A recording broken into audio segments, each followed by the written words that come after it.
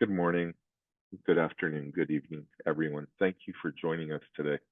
Welcome to this webinar, the third in the series hosted by ISO Technical Committee 347, Data-Driven Agri-Food System. My name is Andres Ferreira, the chair of TC 347, and I'll be your moderator for today's session. This session is part of a series that's designed to explore the key technical areas where standardization can support innovation, sustainability, and interoperability in agri-food systems. Today's topic, take your seat at the global rulemaking game table. Why TC 347 is worth your time and attention, deals with the important topic of enabling greater data interoperability in the agricultural and food spaces.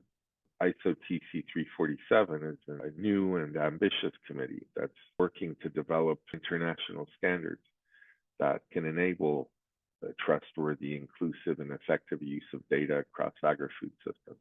It's part of our commitment to transparency, engagement, and inclusive participation in the standards development process. Today, we aim to introduce ISO Technical Committee 347 and to focus on its value proposition and show you how you can actively participate in shaping upcoming international standards. Please feel free to post your questions in the Q&A box or chat. We'll address as many as we can during the question and answer segment at the end. I also want to introduce our speaker. So we're very fortunate to be joined today by Ms. Jana Khalil, who will lead us through today's discussion. Let me briefly introduce her. Jana Khalil is a Senegalese professional of Lebanese origin. She's currently working at AFNOR, the French standardization organization, as coordinator for French national mirror committees and roundtables in the agri-food sector. As an agricultural engineer with a master's degree in smart cities, she blends technical expertise with a strategic and communicative mindset. Throughout her academic and professional path, she has maintained a strong interest in communication, marketing, and collaborative strategy. Her multicultural background and international experience, having lived in Senegal and France and having traveled widely, have shaped her adaptability and enriched her understanding of diverse mindsets. Jana believes that effectively serving the common good often requires aligning it with individual motivation. At AFNOR, she fosters dialogue among stakeholders to ensure that standards are both scientifically sound and practically applicable. Passionate about sustainability and impact-driven work, she thrives at the intersection of innovation, cultural insight, and strategic coordination, always aiming to build meaningful connections and long-term value. With that, I'll hand things over to Jana Khalil to begin the presentation. Jana, the floor is yours. Thank you, Andres, for this presentation, and thank you all for taking this time with us today. Whether you are an expert in agri-food data, artificial intelligence, or simply curious to better understand the world of international standardization, I think you are in the right place. Today, we're going to talk about collaboration, innovation, and standards, and above all, your place in all of this. Digital agri-food systems are becoming more and more interconnected and data-driven. And to avoid everyone going in different directions, we need common rules of the game. And that's exactly what ISO enables, co-creating these rules together. That said, let's be honest. Contributing to standard development takes time, energy, sometimes requires resources, and can seem extremely complex. So today we won't just say it's good for the common good, even if that's true. We are going to show you what you can actually gain personally, professionally, and even nationally by getting involved in standardization. So to start off this webinar, I have a quick question for you that should appear on your screen right now. You can answer to the poll. Are you familiar with the concept of standards and ISO? And we'll take a look at the different results. We have 95% of the responses saying that yes, they are familiar with the Great. concept. 5% of no's that say they're not. Okay, well, that's a great thing. Thanks for sharing the result. We will still explain what is ISO and what is standardization for our 5% remaining. but this is a great start. Thank you for answering. So before defining what is ISO, let's start by defining what is a standard. ISO standards are internationally agreed by experts. You can think of them as, let's say, the formula that describes the best way of doing something. It could be about making a product, managing a process, delivering a service, or supplying materials. Standards do cover a huge range of different activities. It is thus a set of rules or guidelines that people or companies agree to follow. It helps everyone do things the same way so that products and services are safe, reliable, and work well together. And ISO is the international organization that creates these kinds of standards. It brings together experts from many countries who work to agree on the best ways to do things. For example, how to manage quality, keep data safe, or make machines compatible. You might have heard of ISO 9001, which is a famous standard for quality management. Well, to create this one, different experts from many different countries came together and they discussed, they debated, and they built something that everyone could agree on. And that's exactly how ISO works. And it does this for many different topics, not only TC347. So most countries have a national organization that works on standards. Let's take the example of France. And in France, this one is called AFNOR. So it brings together French experts to talk, to share opinion, and agree on what France will support internationally. And these meetings are kind of, let's say, roundtables. So AFNOR also follows and contributes to the international work of ISO through what's called a mirror committee. It's called mirror because it reflects the work of ISO in France. And as you can see here, we have the French National Mirror Committee, which includes a committee manager, which for France is myself in this TC, a French president and French experts. And each year, the French delegation, composed of members from this National Mirror Committee, participates in plenary meetings held around the world. So these plenaries bring together delegations from all participating countries to review the recent progresses and discuss future projects within the ISO framework. As illustrated here, an ISO technical committee does consist of various mirror committees from interested countries, such as AFNOR for certain of them, and it is overseen by a chairperson and a committee manager. And together, these groups collaborate to develop the international standards on specific subjects, ensuring that the guidelines are consistent, of course, available and applicable globally. The TC347, for example, is a committee that works on data systems in the agri-food sector, so everything related to data in agriculture, food, and the environments. Well, the big question is, how can we make sure this data is findable, accessible, interoperable, and reusable?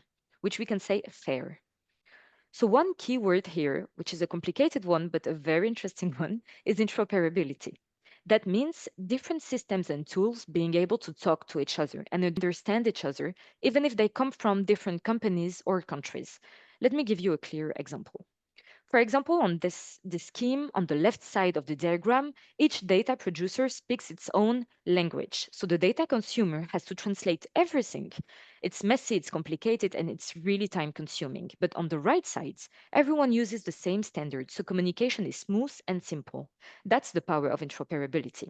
And in the case of TC347, and this is very important because we want different digital tools and services to work together, especially when we're talking about things as important as food, farming, or the environment. Today, the committee is moving forward thanks to several subgroups that we call ad hoc groups focused on a specific topic. So the different projects involve strategic and engagement activities, data semantics, interoperability, artificial intelligence, of course, and sector specific applications such as greenhouses or pest management.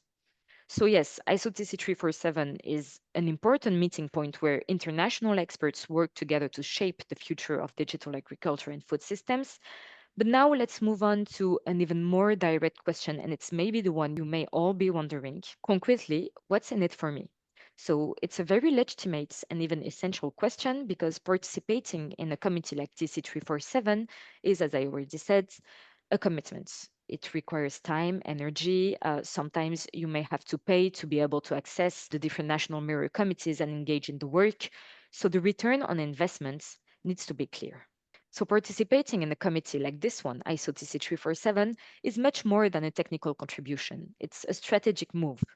Each national body has its own approach to participation. In some countries, involvement is free, You don't have to pay anything to be able to work and participate in the National Mirror Committee, while in others, participants are expected to cover the costs of taking part in mirror committees. In France, for example, at AFNOR, members of the French Mirror Committee who follow the work of ISO must pay to be part of the committee and engage in standardization efforts.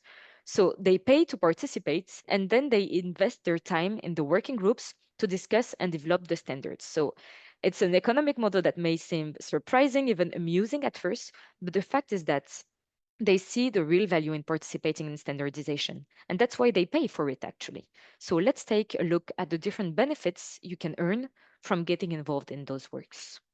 For you as a professional, individually, let's say, getting involved means staying ahead of the curve because you gain early access to key international discussions, to the different future trends, and the direction in which your field is moving. So you're not just reacting to the change afterwards, you're anticipating it by participating in it.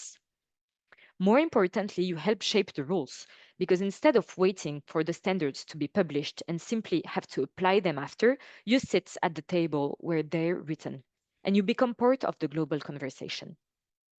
It also builds your credibility because being part of an ISO technical committee is recognized worldwide as a mark of expertise and leadership.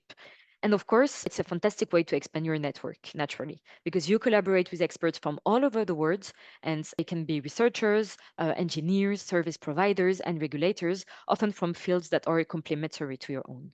Now, for your company. Participating allows you to promote your tools, models, and practices, of course, and some of them might even become international standards afterwards, and that's a powerful strategic advantage. You also get to anticipate future requirements rather than scrambling to catch up once standards are already published. And sometime, and this is maybe one of the most important things, you ensure that what is being developed internationally within the different technical committees in ISO is aligned with what you already do at home. That means that later you will have fewer disruptions, smoother adoption, and thus a better return on the work you've already invested in. And we can talk numbers for this. Studies show that companies involved in standardization actually grow faster and are more competitive. It's not just about compliance, it's a way to innovate within your company and to be influenced. So AFNOR, which is the central operator of the French standardization system, commissioned BIPE, which is an independent economic research and strategic consulting firm, to study the economic impact of voluntary standards. So the goal was to assess the benefits for companies involved in developing or purchasing standards, as well as the broader national economic gains. So it was based on data from 2099 companies since 2005, and the study measures the impact on three key indicators, which are revenue growth, export rates, and productions. And the results speak for themselves. We have a plus 23% revenue for companies, plus 20% revenue from exports, and plus 26% increase in gross operating surplus. So, yes, it takes time, it's energy consuming, and it's a financial investment, of course, but the return is real, professionally, strategically, but even collectively and sometimes nationally. And finally, let's dig in for your country and your ecosystem. So, by participating, you help make your country's voice heard on the international stage because, of course, when there are some different votes that we call ballots in ISO, you raise the voice of your country. You also bring local strengths and best practices to a global audience, helping others learn from your context and also vice versa. And over time, this contributes to strengthening national innovation capacity and aligning regulation with global standards while still defending your interests.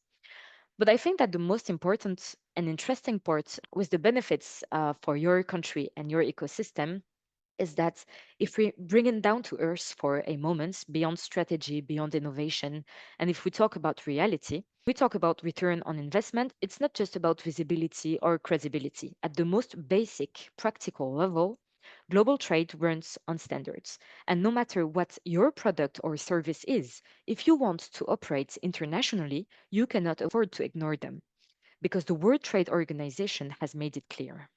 International standards, especially those from ISO, are the reference points for how global trade should happen. So it's not just a nice to have, it's actually written into the rules. So according to the World Trade Organization and specifically the technical barriers to trade agreements, international standards, especially ISO standards, are the baseline for global trade. So if your products, services, or practices are aligned with these standards, you're not just more competitive, you're legitimate in the eyes of the global market, the international one. But here's the real kicker. If you're not involved in shaping those standards, you're thus agreeing by default to let others write the rules for you. And then you'll have to adapt retroactively and sometimes at a greater cost. So there's a real cost for not being aligned because if you imagine you are not aligned with World Trade Organization laws and the reference of the international market, you will face regulatory frictions, delays at custom, failed certifications, or even worse, you can miss entire markets because your approach isn't recognized internationally at the end. So, yes, participating in ISO standardization requires all the things I already said, such as effort, time, and financial resources. But not participating, that's where, for me, the real risk lies. So when you step back and look at the return on investment, the ROI, it's not just about influence or visibility. It's about staying relevant in a world where alignment with global standards is actually the passport to trades. So this is not just about future trends or technical preferences. It's about economic reality. And in that light, the question changes completely from why would I participate to can I really afford not to? So I invite you to answer to the following poll that will also appear on your screen after this interesting overview of the different benefits at also different scales. Which of those benefits is most applicable to you? And we'll be able to look at the results after you answered. Andres, whenever you have a few answers, I'll let you tell me the results. Okay, let's See take the a results. look at it. So we have mostly getting early access to innovations and future trends, influencing and shaping global rules and standards, and helping my country and industry have a stronger voice globally.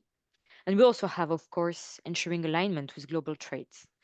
So that's interesting. Maybe we will be able to come back to it during the Q&A. Thank you all for answering. So we've talked about benefits, but we also understand that there are real barriers such as lack of time, unfamiliarity with ISO processes, or even funding constraints.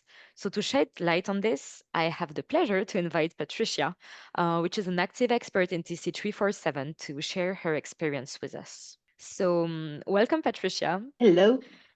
I'm happy to have you here. Maybe I can start by introducing you. So, Patricia Perez is the Director of Operation at Lexagri, a leading company in the agtech industry focused on verifying, harmonizing, structuring, and distributing global agricultural data. And she joined ISO TC347 actually 3 months ago and now serves as a co convenor of ad hoc group number 8, dedicated to digital land use histories and field passports. So, with deep expertise in agronomic data, Patricia is passionate about farming centric innovation and fostering collaboration across the agricultural sector. So, I have a few questions for you today to answer, mostly on your experience within TC347, first as an expert and today as a co convenor.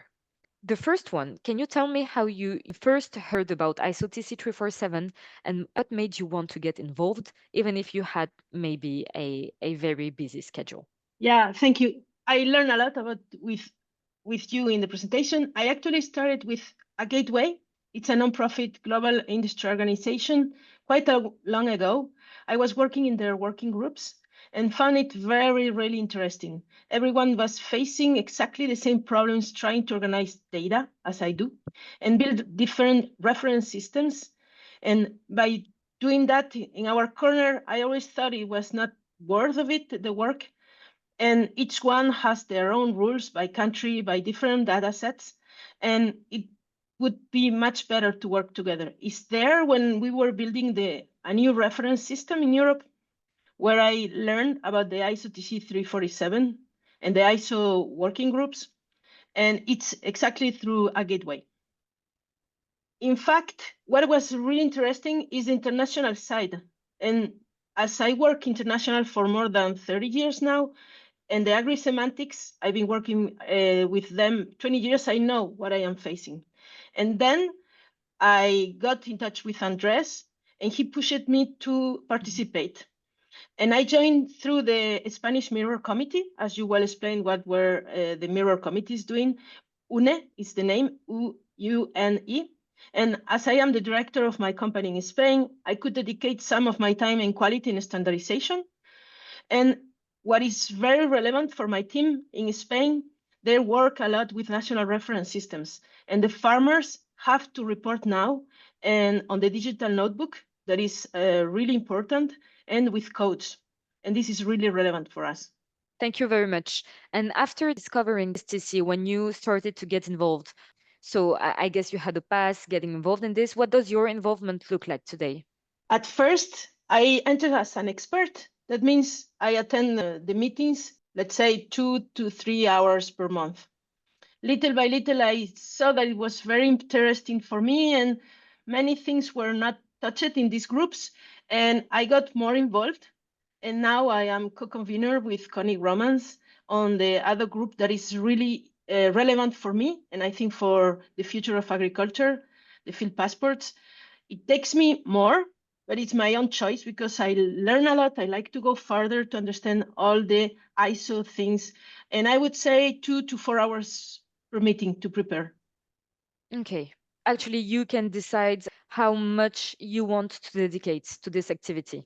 Either you Yeah, stay as an expert and attend the different meetings, or you get involved as a convener and work more to better understand the different subjects, if I got it well. exactly. You can go to Okay. the groups you want. You want to learn more, you go to more groups. You can go Mm-hmm. sometimes. I go normally to all the meetings, but sometimes I cannot, but I read the Mm-hmm. minutes. Everything is reported and documented. Yeah, and I also think what's interesting is that the different working groups are adapted also to maybe the different interests of the people. If you're interested more in this team and not the other, it's not mandatory to be involved in all the different working groups. Thank you, Patricia. So, was there a moment where you felt like, yes, this is really worth it? Yeah, for sure. If not, I will not do it. For me, it's about being at the source. I've been involved in ISO 9001 in my company for the last 20 years. We are a small company. We were a small company, and the management improved a lot following the ISO rules. They help a lot, and that means I was already familiar with that. And in fact, also in the agri data, you are surrounded by very smart people. I liked a lot these competent people. I learned a lot because alone with your teams, you learn a lot, but to have other people that they have other problems, you even get greater and more powerful. It's more meaningful. And what would you say to someone that might be hesitating to get involved, to join a working group, maybe that is afraid that ISO processes and standardization is too complicated? Well, already if you hesitate is that you are willing to do it. That means you are involved in A data great and start. you exactly. Standardization is not optional for you. That is the main reason. And then when the standardization is not optional, without harmonized data, you know that you can compare anything. And AI, artificial intelligence that everybody is speaking about, it won't magically clean a structure of your data. You need rules, you need definitions, you need ontologies, dictionaries, and you have to agree on what a crop is or what a method is, a field application, how to measure the quality, and you create those things alone.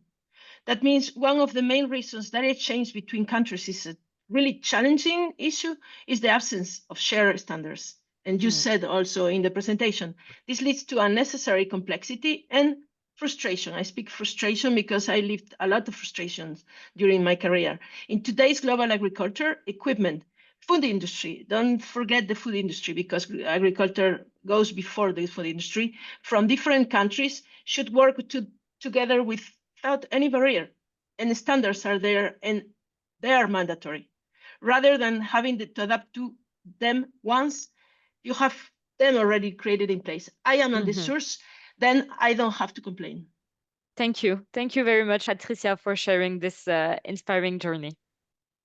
So, Welcome. of course, I discussed with Patricia earlier. So, I've been able to prepare for you a few key takeaways from her experience, which I found very interesting. So, first, you don't need to know everything to begin. It's okay to learn as you go. And curiosity and commitment matter more than being perfect and know every process by heart. Second, there's space for flexible involvement, which is very interesting, and Patricia described it perfectly. Whether you have a few hours a month or more time to dedicate, your contribution can make a real impact either way. You can really choose to dedicate the time you have and the time that is available for this activity. And last but not least, your expertise is valuable. Even if you're new to ISO, even if you're new in the standardization world, even if you don't know anything about the processes, practical knowledge from the field, fresh perspectives, and real world challenges are exactly what makes these working groups meaningful and relevant. You don't need to know the processes. You're not weighted on this one. You're weighted on your expertise and your knowledge. So don't hesitate and join the conversation because your voice can basically help shape different standards of tomorrow. And now I will let the floor to Andres to explain how to participate in this TC. Thank you, Jana. Most of the work of Technical Committee 347 happens online, which makes things quite straightforward when looking to participate. And most of that work happens within the working groups, ad hoc groups, and advisory groups that Jana was mentioning earlier.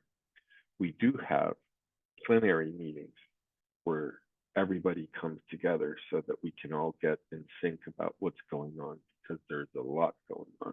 These two plenaries that we have each year are different. One is virtual that happens in October. We have it coming up.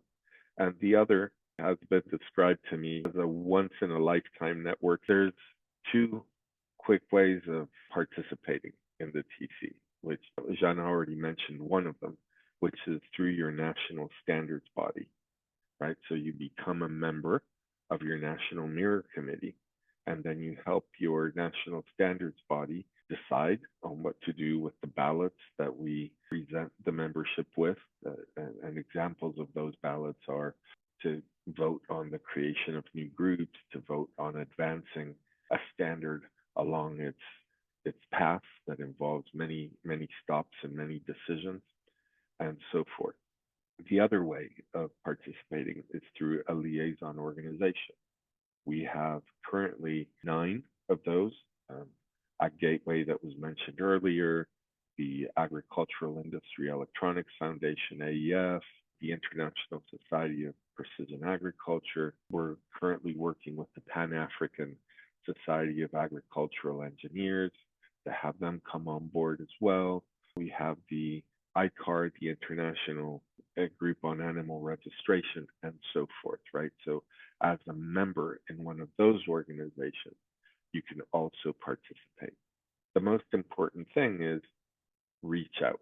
If you're not a member yet, reach out to us and let's talk about what you're interested in and whether your country is a member or not and how to get you involved. We have a parallel effort called the International Workshop Agreement 47 that might also be of interest to you. So you'll get a survey at the end of this webinar where you'll have the opportunity to let us know what you're interested in and to get in touch more. With this, we're going to transition into our Q&A segment. There have been several questions already. The first one, we have Eric from FAO, which is an organization we very much want to work with, by the way. There are linkages between TC 347 and the Food and Agriculture Organization of the United Nations.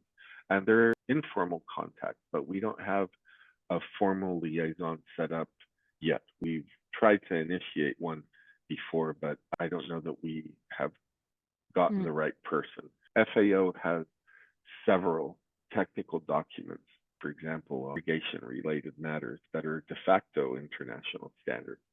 They're not standards proper, but those are very good examples of things that we would like to work with FAO on enhancing even further by, for example, tackling the data interoperability aspects of moving the kinds of information that those standards involve around in a standardized form through the industry. I mentioned that we have 9 liaisons. I would love for FAO to be among the next 2 or 3 that we set up. Another question that Eric asked is if we have work going on in digital agriculture and IEEE. In in general, working together with IEEE, IEC, ITU, FAO, of course, CGIAR, has been part of the ISO smart farming strategy since this began coalescing back in 2021. It was certainly one of the top 10 recommendations that came out in the Strategic Advisory Group for Smart Farming's final report. And we seek to create what we call the Joint Landscaping Group. These multiple organizations can keep one another in the loop of what's going on and try to avoid duplication of efforts and so forth. In particular, with IEEE, we've had a couple of folks from TC 347 join a couple of their efforts. We have yet to come up with an organic approach to it. It's one of the things that we need to revisit in 2025. A third question by Eric, he's been very prolific with those questions. Is there work going on for electrification of agriculture and or agrivoltaics? When all of this began back in 2021, the Strategic Advisory Group on Smart Farming used a sort of constructionist approach to see what the 180 experts that participated in it thought was in scope or wasn't in scope of smart farming. And this data-driven agri-food systems thing that we have in TC 347 has an even broader scope than smart farming. And agrivoltaics and on-farm energy generation got multiple pings during that effort. So it came up repeatedly as something that people were very interested in. Two important things there. One, it hasn't come up yet in TC 347 as something that experts want to work on. So I know it's in orbit, if you will, but nobody has said, okay, we have a concrete desire to work on this now, right? But that's one thing. And the other thing is that that work would likely be best done jointly between ISO and the International Electrotechnical Commission. Right? Maybe IEEE also, I don't know. It would depend on the particulars of that project that people wanted to do. Another question that's a very good one, which is a lot of this work tends to happen in high-income countries. How do you involve low and middle income countries? Well, the short answer is with great effort, because we believe that the technical work that we're talking about, as hard and soul-crushing as it sometimes can be, is only about 10% of total problem. The other 90% is stakeholder engagement and communication. There's a multitude of difficulties that national standards bodies have to face in their daily work. And sometimes they're understaffed, overworked. Sometimes it's very hard for those national standards bodies to, from the ground up, build mirror committees and so forth. So we look for ways to reach out to the practitioners and show them on what needs to be done so that they can go and directly come up to the national standards body and say, we want to do this, we want to participate in this technical committee for this, and this reason, and here's the kinds of people that could be in your mirror committee. We've been doing this across the world since the beginning of the technical committee. Last year, we focused on Africa, and I think that we've gotten off to a good start there. This year, we're expanding the effort to Southeast Asia and Latin America. We still have a lot of work to do in, for example, Central Asia and Eastern Europe.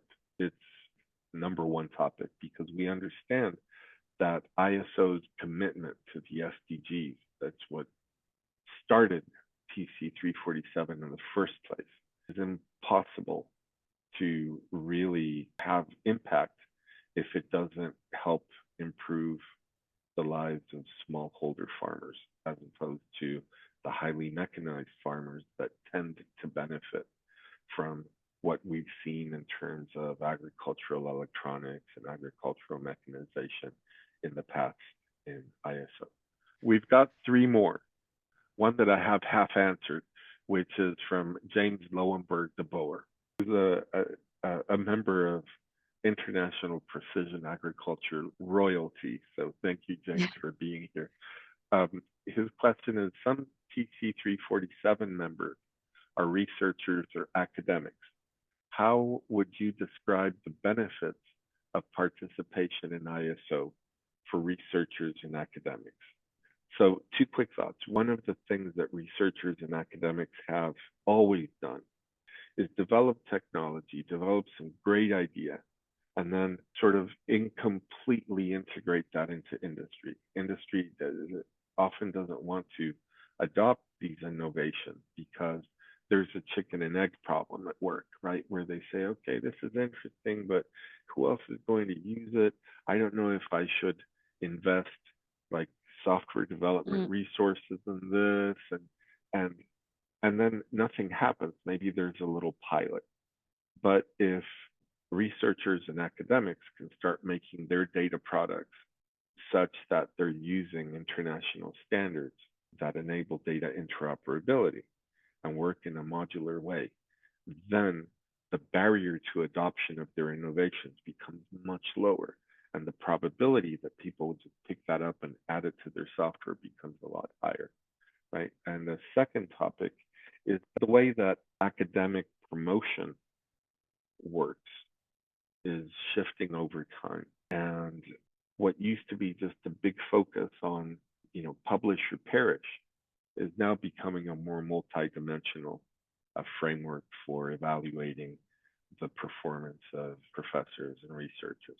And international impact is increasingly becoming an aspect of that. Yeah, I can complete it a bit. I manage the French National Merit Committees not only for TC 347, also for other TCs. And for a specific topic, we tend now to have more researchers that work in university laboratories. And I find it extremely interesting because the discussions within the French roundtables is now shifted towards debates that happen or subjects of thesis that the different students tend to follow. And that brings another point of view. And for standardization to work, talk a lot about consensus, which means everyone doesn't fully disagree, but the situation is acceptable for all the different participants.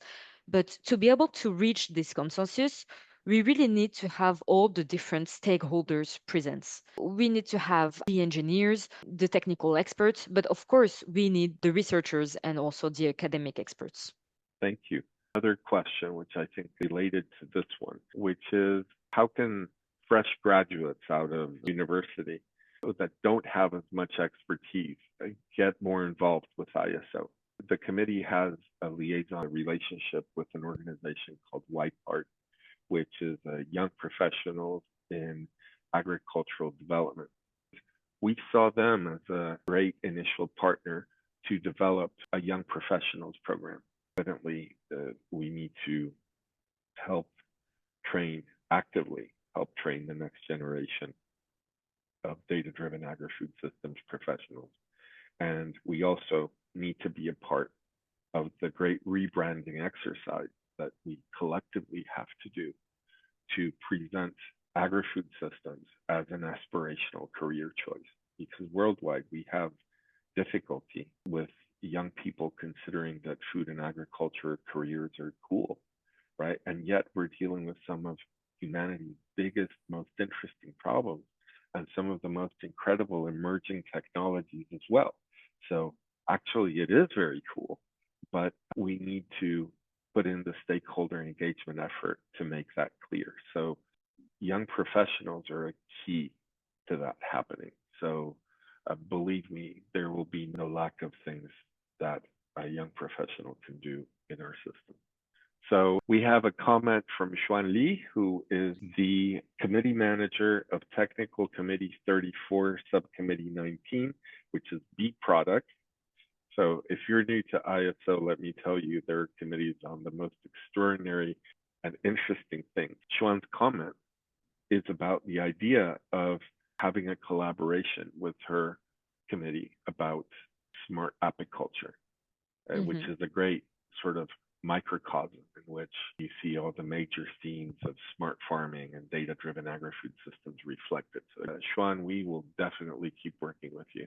There's one comment I wanted to address, which is there are also non or not so economical benefits, example, scientific work and collaboration.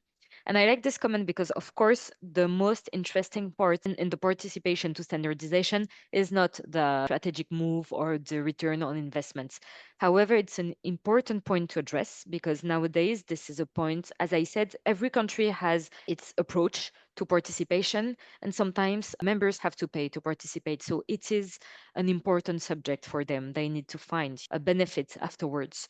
But of course, yes, the most interesting and the most exciting points of participating to standardization is meeting during the plenaries physically, meet people, exchange, make sure that the practices are applicable for everyone, and at the end, make your products and services safe for the consumers and the different countries all around the world. I know there have been multiple collaborations that have sprung up following our plenary back in March, which is great. This is great Yeah. for participants to benefit from this. Thanks to all. It was great to have you with us. Um, I think we had a great set of questions. Have a great rest of your day, and please do not hesitate to reach out to Jana, to myself, or to our information address as shown on the screen. Have a great rest of your day. Thank you Thank you, very much. everyone. Bye bye.